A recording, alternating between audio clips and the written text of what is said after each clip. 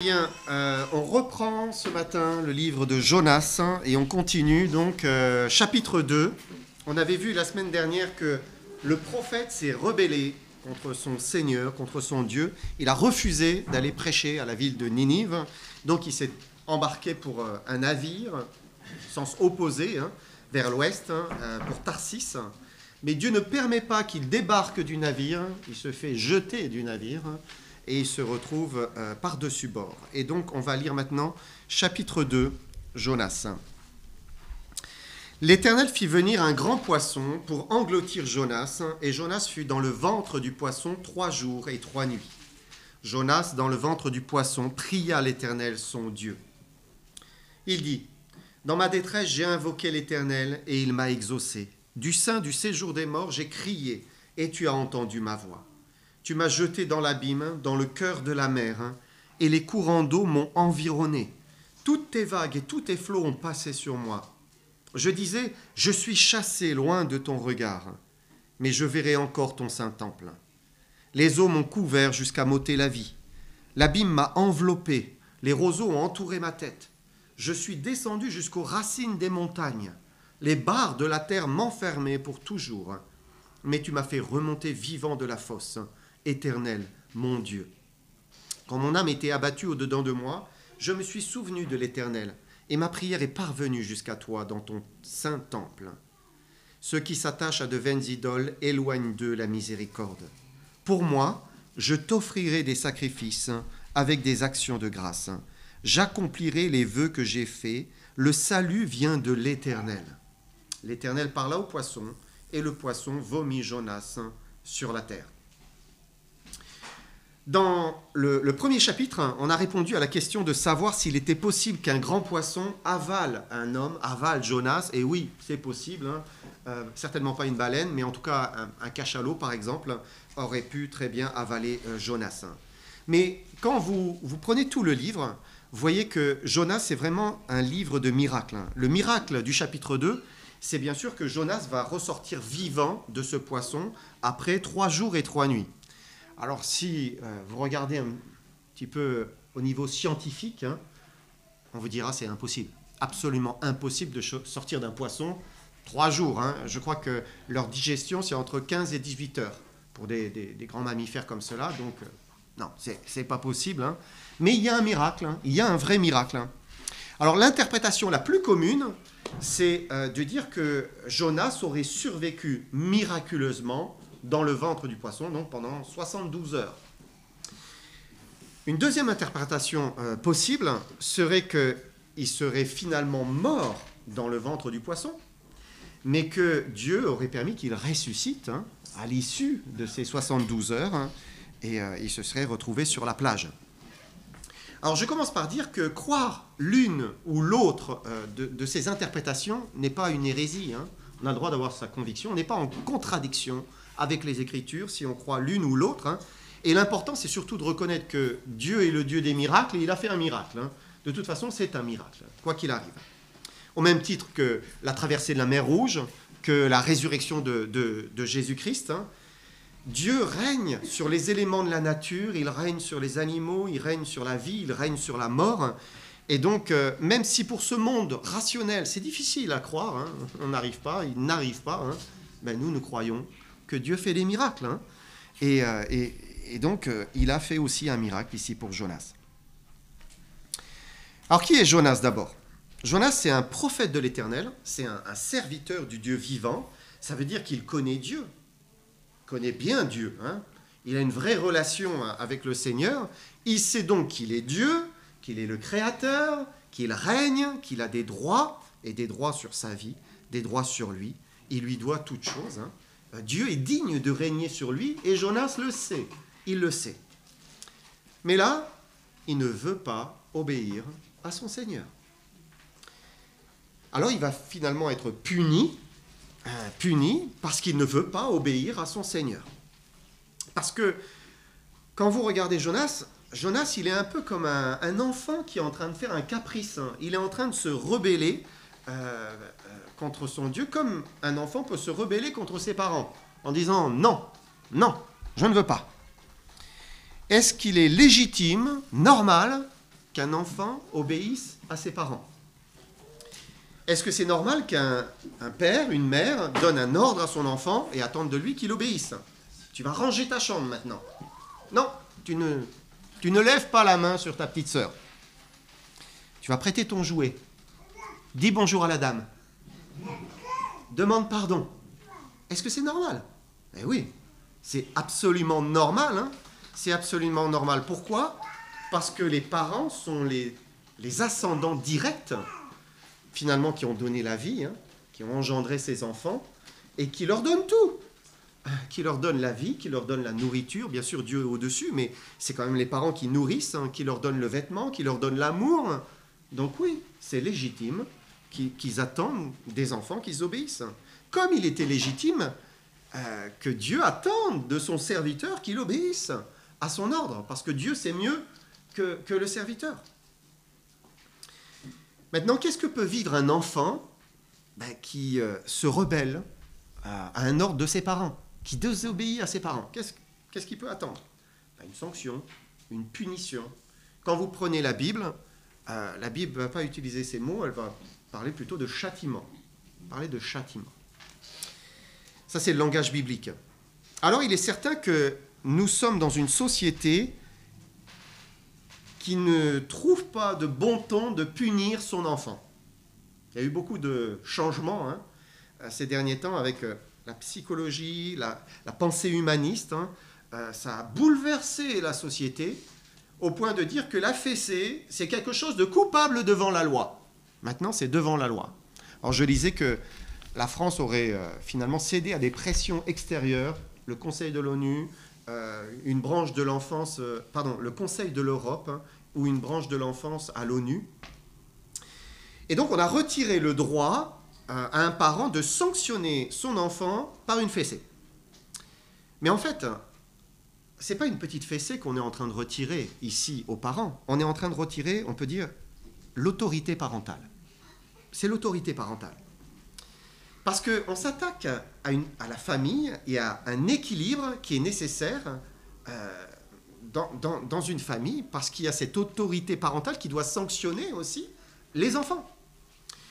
Et on impose une manière d'éduquer en estimant que finalement le chantage avec l'enfant, si tu fais ça, tu auras ça, ou bien dire tu seras privé de dessert, eh bien ça suffit pour éduquer votre enfant. On dit non, maintenant ça c'est bon, ça suffit.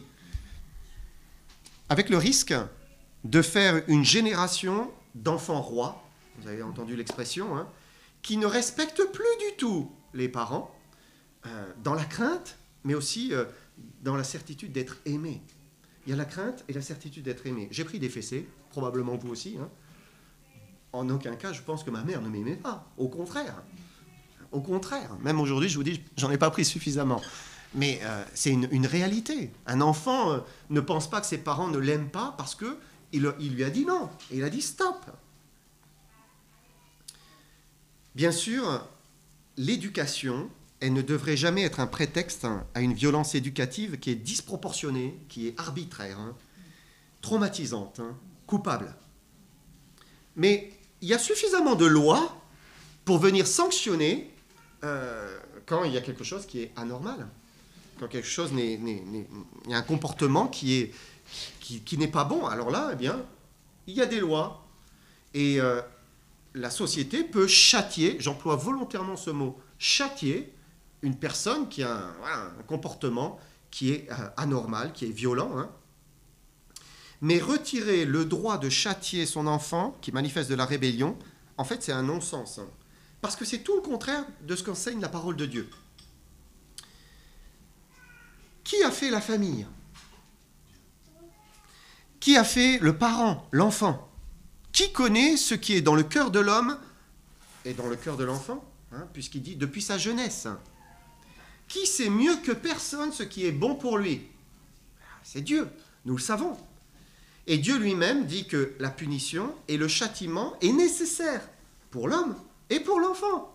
C'est nécessaire.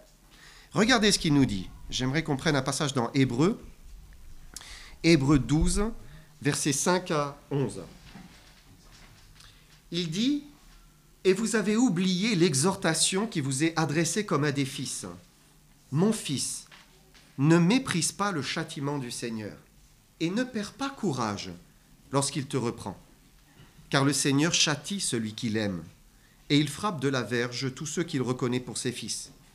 Supportez le châtiment, c'est comme des fils que Dieu vous traite. Car quel est le fils qu'un père ne châtie pas? Mais si vous êtes exempts du châtiment auquel tous ont part, vous êtes donc des enfants illégitimes et non des fils.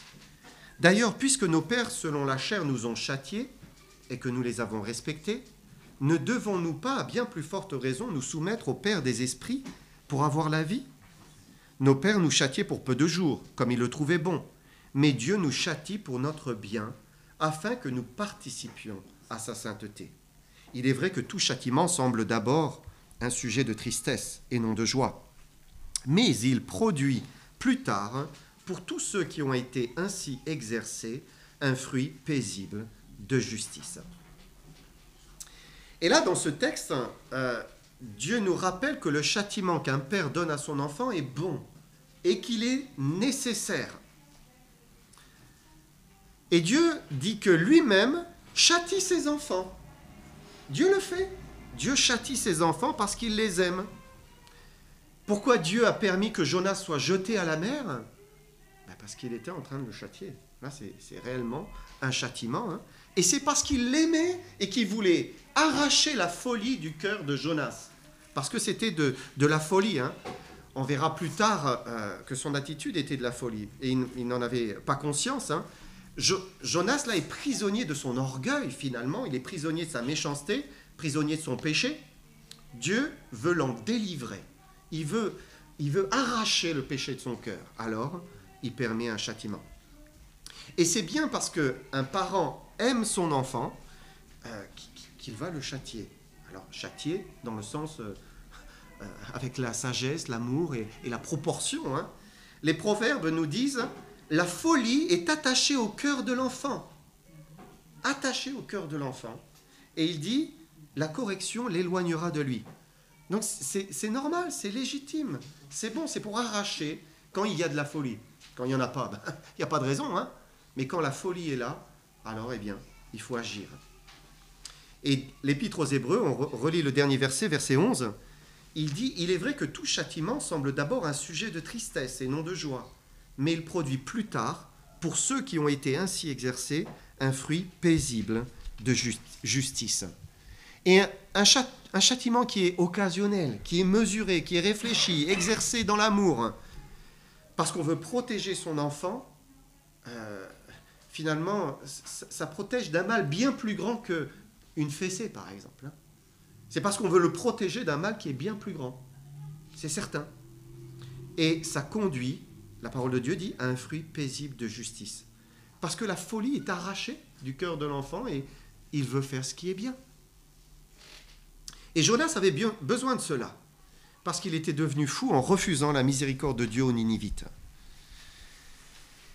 Et maintenant, si la société moderne qui interdit la fessée châtie par des peines de prison, parce qu'il y a un châtiment dans la société, eh oui, c'est que l'homme a besoin d'un châtiment.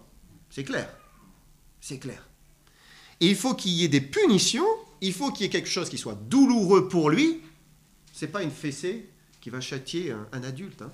Alors c'est une peine de prison, où on tape au portefeuille, ça lui fait parfois plus mal. Mais on châtie, hein, la société châtie. Et Dieu nous montre que l'homme a besoin de cela, pour arracher la folie de son cœur. C'est indispensable dans une société. Une société ne peut pas fonctionner s'il n'y a pas un châtiment, s'il n'y a pas quelque chose qui le retient de faire le mal, parce que le péché est dans le cœur de l'homme. Et une famille, eh bien c'est pareil. Il y a aussi le péché, il y a aussi la folie, et il faut l'arracher. Après, c'est à chacun de juger si une fessée, c'est au-delà du supportable pour un enfant. Moi, je comprends que Dieu dit c'est supportable. Mais c'est à chacun de juger pour soi-même, en sachant que plus tôt l'être humain apprend à choisir le bien, et mieux c'est pour lui pour la suite. Hein. Parce que s'il apprend tout petit, mais vous le guérissez. Après, il fait les bons choix. Si vous attendez, c'est plus tard. Et parfois, ça se termine mal. Jonas 2, versets 1 et 2. L'Éternel fit venir un grand poisson pour engloutir Jonas, et Jonas fut dans le ventre du poisson 3 jours et 3 nuits. Jonas, dans le ventre du poisson, pria l'Éternel, son Dieu. Alors, quand vous lisez ce texte, ça suscite d'autres questions. D'abord, est-ce que Jonas a été englouti immédiatement? Vous savez, il a été jeté à la mer, le poisson l'attendait, et hop, question. Ou bien est-ce qu'il s'est débattu dans l'eau, il s'est mis à couler, et puis ensuite, il a été avalé par le poisson? Alors, chacun peut imaginer comment ça s'est passé, hein. Mais on a un texte, et on va essayer simplement de se coller au texte, et essayer de comprendre ensemble comment ça s'est passé. Peut-être on va y trouver des indices. Alors, on aborde souvent ce chapitre 2 de Jonas en se disant, mais ça, c'est la prière de Jonas. La prière qu'il a fait dans la mer ou dans le poisson, enfin, il dit dans le ventre du poisson. Et donc, du verset 3 à 10, ce serait sa prière, et puis après, le poisson l'aurait recraché sur la plage. Maintenant, est-ce que c'est bien sa prière? Regardez avec moi. Verset 3, il dit, « Dans ma détresse, j'ai invoqué l'Éternel, et il m'a exaucé. Du sein du séjour des morts, j'ai crié, et tu as entendu ma voix. » Est-ce que ce verset 3 est la prière que Jonas a fait dans le ventre du poisson? Moi, il ne me semble pas. Hein. C'est plutôt une explication. Là. Il est en train d'expliquer ce qu'il a fait alors qu'il était englouti dans la mer, dans le poisson, et il nous dit, il ne dit pas ce qu'il a prié, mais il dit qu'il a prié. C'est ça. Dans ma détresse, j'ai invoqué l'Éternel. Du sein du séjour des morts, j'ai crié. Il a crié, il a invoqué, comme on peut le faire dans une situation de danger. Hein. Quand vous êtes dans une situation, là, ça fuse. Hein. Et là, c'est ce qui s'est passé pour lui. Premier chapitre, Jonas n'a pas prié. Avant de monter sur son bateau pour Tarsis, il n'a pas prié. Une fois sur le bateau, la tempête, il ne prie pas. Tout le monde prie, il dit, mais prie, il ne prie pas. Mais là, maintenant, il s'est mis à prier. Et il est dit que dans sa bonté, il dit, il m'a exaucé. Il a entendu ma voix. Dieu a entendu sa voix. Parce que Dieu entend quand un malheureux crie à lui. Dans la détresse, Dieu entend. Dieu répond. Mais ce n'est pas encore ici sa prière. Alors lisons la suite. Verset 4. « Tu m'as jeté dans l'abîme, dans le cœur de la mer. Les courants d'eau m'ont environné. Toutes tes vagues et tous tes flots ont passé sur moi. » Alors là, ce n'est pas non plus sa prière. C'est une description encore de ce que Jonas a ressenti, de ce qu'il a vécu alors qu'il venait d'être jeté du bateau. Et il le prend comme Dieu lui-même. Hein. Il dit, c'est Dieu. Tu m'as jeté dans l'abîme, dans le cœur de la mer. Il sait que ça vient de Dieu. C'est Dieu qui l'a fait. Alors, il emploie ce terme abîme. Hein. Il fait référence aux profondeurs de la mer. Hein. L'abîme, ça fait penser aussi aux abysses. Hein. Vous connaissez la fosse des Mariannes, les fosses. Hein. Voilà, c'est les profondeurs. Et il y a quelque chose d'à la fois grand, merveilleux, et en même temps angoissant, je trouve, dans les profondeurs. Je ne sais pas si vous avez déjà nagé en pleine mer ou nagé sur des côtes et des bords de falaises, là, où il y a des profondeurs. Hein. Je ne sais pas si c'est l'été dernier ou l'été d'avant, on est allé en Espagne avec Kimberly. Il y avait un gros rocher. Je me suis dit, je vais faire le tour. Donc j'ai commencé à faire le tour. Et vous savez, quand vous avez un masque et que vous regardez, quand vous voyez le fond, tout va bien. 10, 20 mètres, vous arrivez parfois à voir parce que c'est clair. Mais quand c'est très profond, vous ne voyez plus rien. La lumière vient se perdre dans les ténèbres. Et donc, vous voyez qu'au fond, c'est ténèbres. Mais là, Jonas, il n'est pas jeté avec un grand soleil et une mer calme. Hein. Il est dans une tempête. Hein. Imaginez les vents, la pluie, il fait sombre et la mer est noire. Et il est dans le noir. C'est ça, tout autour. Hein. Et il dit, les courants d'eau m'ont environné, toutes tes vagues, tous tes flots ont passé sur moi. Donc c'est des vagues, c'est des flots. Entre parenthèses, quand vous plongez, vous ne sentez plus de vagues. Hein. Il y a des courants, certes, mais il n'y a pas de vagues. Hein. J'imagine que dans un poisson, non plus, on ne ressent pas trop les courants ou les vagues hein, dans le ventre du poisson. Et là, c'est comme s'il est en train de décrire sa noyade, en fait. Hein. Il est là, il se prend les vagues les unes sur les autres, les embruns qui le fouettent, les courants qui le tirent, il se sent happé. Verset 5. Je disais, je suis chassé loin de ton regard, mais je verrai encore ton saint temple. Là, finalement, c'est peut-être une prière, là. Je disais, je suis chassé loin de ton regard. Peut-être c'est ce qui s'est dit, hein, dans la mer ou dans le poisson à ce moment-là, hein, peut-être, hein, Jonas se sent abandonné. Première pensée, je suis abandonné de Dieu. Et j'aimerais qu'on réfléchisse au fait même de cette prière. Hein. Il dit, j'ai invoqué, j'ai crié. C'est un cri. En fait, c'est un cri de détresse. Hein. Il réalise, je suis perdu, je suis entièrement perdu. Et ses pensées, elles vont très très vite. Hein. Son âme a crié à son Dieu, son Seigneur. Et ce que nous avons ici, eh bien, c'est encore son ressenti. C'est tout ce qu'il ressent, tout ce qui s'est passé, mais ce n'est pas sa prière. La preuve, c'est qu'il dit « Mais je verrai encore ton saint temple ». Comme si, eh bien, voilà, c'est pas une parole, je ne pense pas qu'il a prononcée au sein de la détresse, parce que ça, c'est une parole d'espérance, hein, ou c'est une parole qu'il a prononcée après coup, en disant « Mais voilà, il m'a sauvé, je verrai encore ton saint temple. Hein. » Verset 6. Les eaux m'ont couvert jusqu'à m'ôter la vie, l'abîme m'a enveloppé, les roseaux ont entouré ma tête. Là encore, c'est une description de Jonas qui semble couler, il descend dans l'abîme, dans les profondeurs de la mer. On est surpris par ce mot roseau, on ne voit pas trop les roseaux en mer Méditerranée, hein. Mais en fait, roseau, ici, ça peut être traduit par algue, plante aquatique ou algue. Donc, je pense que c'est plus juste. Hein. En fait, voilà, les ténèbres l'enveloppent, l'abîme l'enveloppe, il descend, il ressent plein de choses, des algues, semble-t-il, qui sont autour de lui. Je relève ici aussi qu'il dit « Les eaux m'ont couvert jusqu'à m'ôter la vie ». Comme si il est en train de se noyer, là. Ou peut-être a-t-il été avalé, là, par le poisson. C'est les ténèbres absolues. Il se sent enserré, hein, dans le ventre, je ne sais pas, et il descend dans les profondeurs. Verset 7. « Je suis descendu jusqu'aux racines des montagnes. Les barres de la terre m'enfermaient pour toujours. » Et là, Jonas plonge, et c'est un peu énigmatique. « Les barres de la terre m'enfermaient pour toujours. » Et ce mot traduit par barre, il est souvent utilisé pour les barres que l'on met sur les portes. Vous savez, les grandes portes autrefois. Hein. D'ailleurs, le mot est traduit parfois par verrou. Parce que, à l'époque, le verrou de la porte, c'était une barre. Hein. Et donc, il nous parle de barre, comme s'il nous parle de porte, hein, et il est prisonnier pour toujours. C'est son sentiment, c'est ce qu'il a ressenti. Il nous dit donc ce qui lui est arrivé. C'est encore une description. À noter, je relève qu'au verset 3, il a parlé du séjour des morts. Maintenant, il parle des portes, hein, tout au fond, qui l'enferment pour toujours. C'est son sentiment, alors qu'il est descendu dans les profondeurs. C'est comme s'il dit, mais c'est fini, je suis mort, c'est terminé. Mais, verset 7, mais tu m'as fait remonter vivant de la fosse. Éternel mon Dieu. Intéressant ici aussi ce terme fosse. Voilà.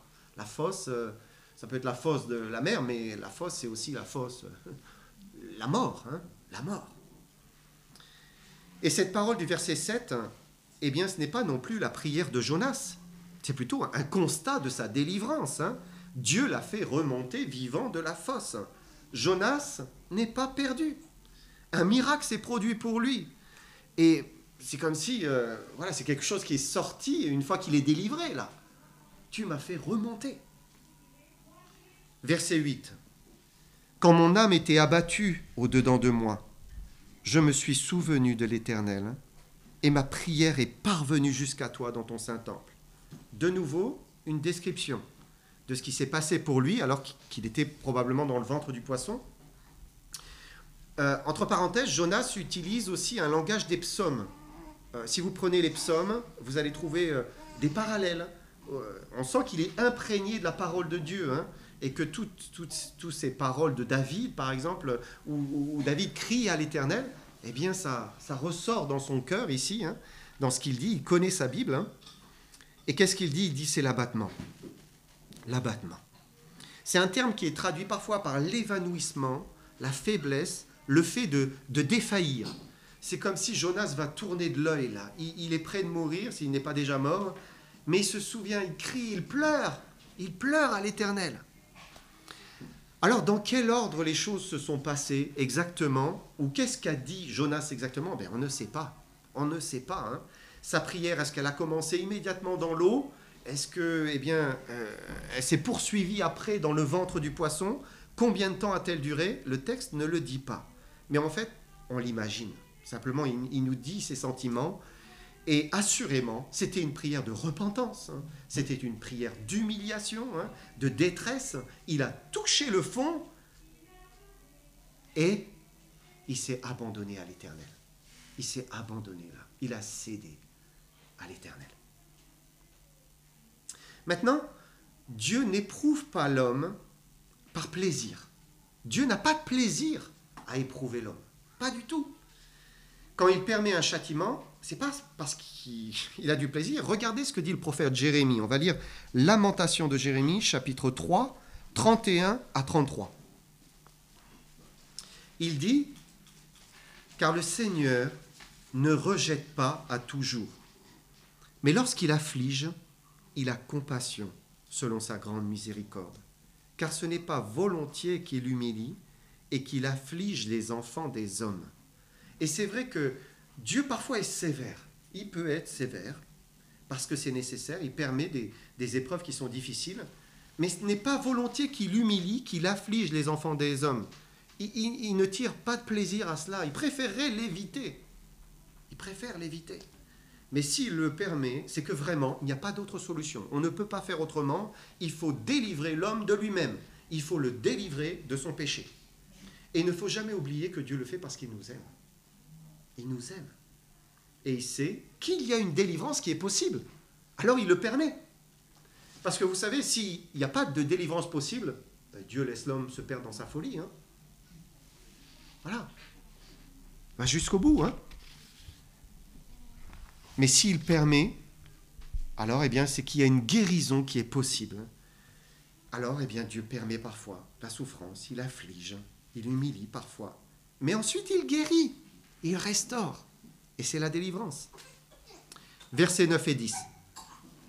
Ceux qui s'attachent à de vaines idoles éloignent d'eux la miséricorde. Pour moi, je t'offrirai des sacrifices avec un cri d'action de grâce. J'accomplirai les vœux que j'ai faits. Le salut vient de l'Éternel. Et Jonas, là, nous rappelle d'abord qu'on ne gagne rien à s'éloigner du Seigneur. On ne gagne rien. Et il donne une conclusion, hein, et c'est une résolution.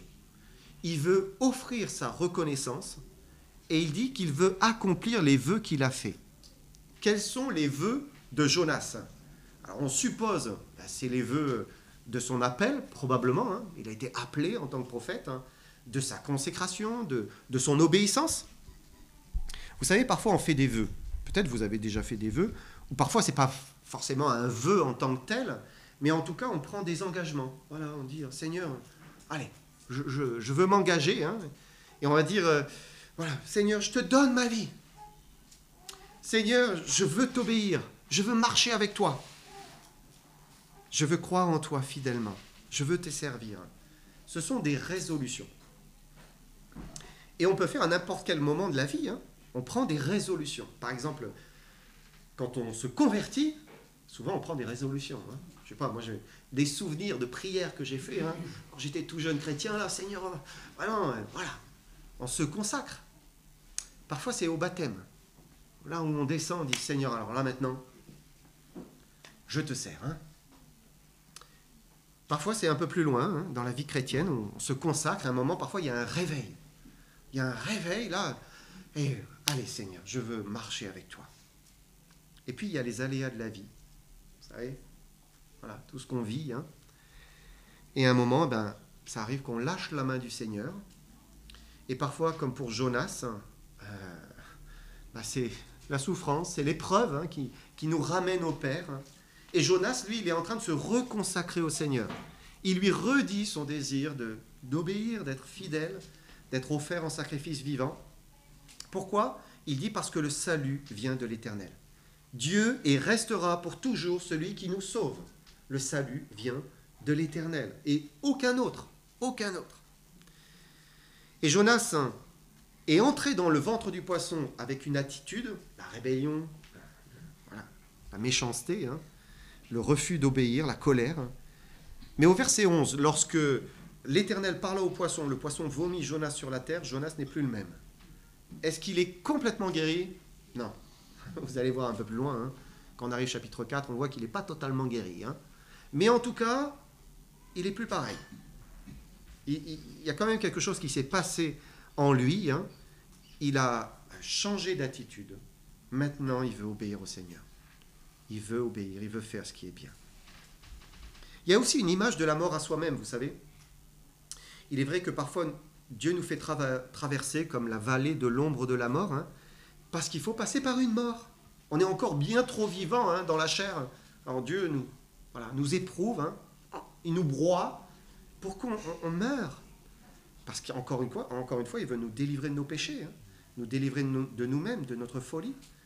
Et l'épreuve, la souffrance, tout ce que l'on vit, ben, tout cela nous fait mûrir, hein, nous affermit, nous transforme, nous sanctifie. Et Jonas était comme cela à l'école de Dieu encore, éduqué par son Dieu.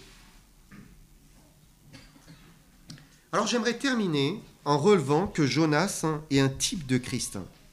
Ça veut dire qu'il est une image de Jésus-Christ alors qu'il est dans l'Ancien Testament. Il est une image de Jésus-Christ. Quand vous mettez Jonas et Jésus côte à côte, eh bien vous voyez des parallèles entre eux.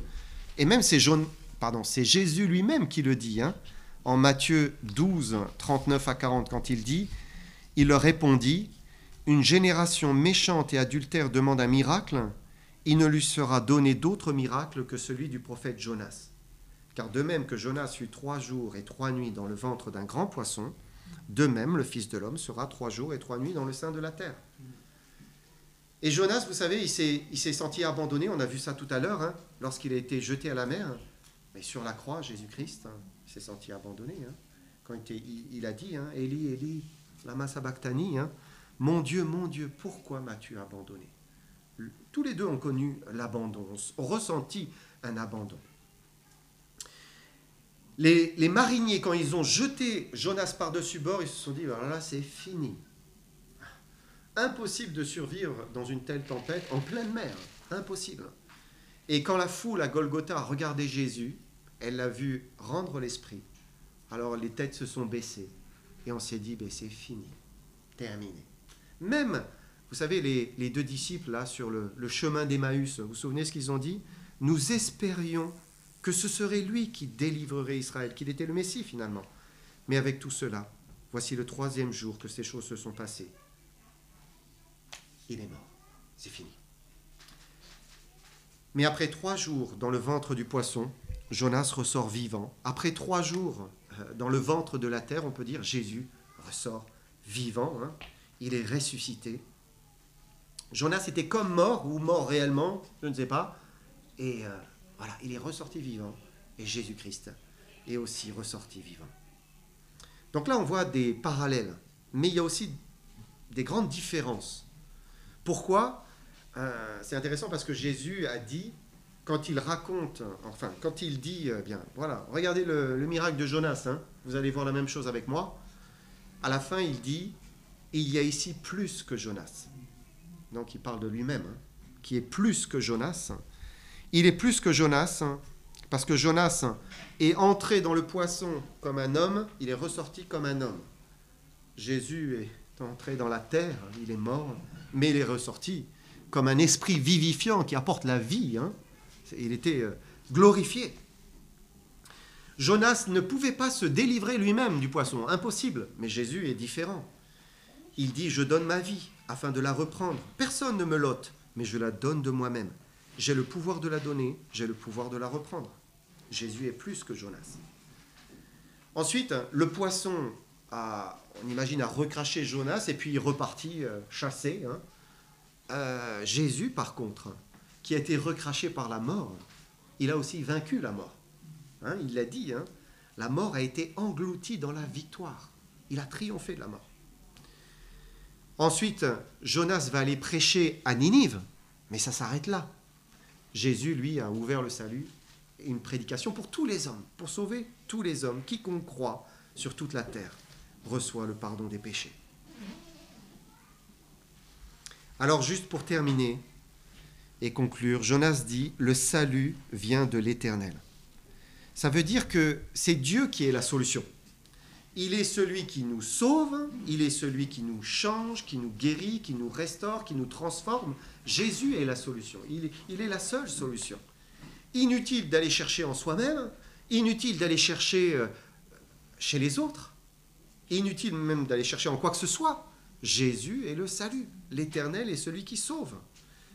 Et donc il faut chercher en lui, en Christ, dans le Père et dans le Fils, parce qu'il est le seul qui puisse nous libérer de la folie du péché. J'aimerais juste terminer en relisant chapitre 2, verset 10. « Pour moi, je t'offrirai des sacrifices avec des actions de grâce. J'accomplirai les vœux que j'ai faits. Le salut vient de l'Éternel. » Est-ce que ça vous rappelle quelque chose? Un vœu peut-être? Une pensée? Une consécration? Eh bien, peut-être il est temps aujourd'hui de vous reconsacrer au Seigneur. Je vais laisser Jean